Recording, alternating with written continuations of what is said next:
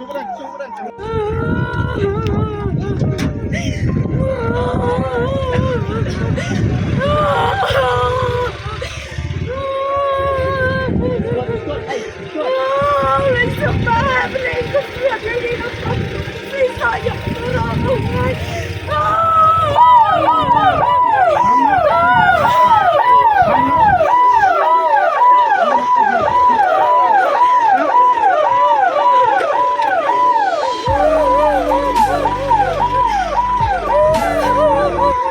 are all here due to we are all here in Seoul standing here due to the sudden demise of our candidate, Mr. HDR Linglo.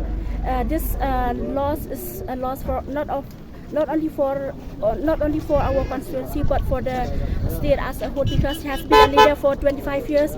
So we have been we have hope that this man will lead us, but suddenly he passed away on the 20th of February. So this has been a great loss. So all of us were here, all the supporters of Mr. HDR. So we feel regret and we feel sad. So now all the hope, we hope only on the Heavenly Father, so that He will lead us and to the UDP candidate that we will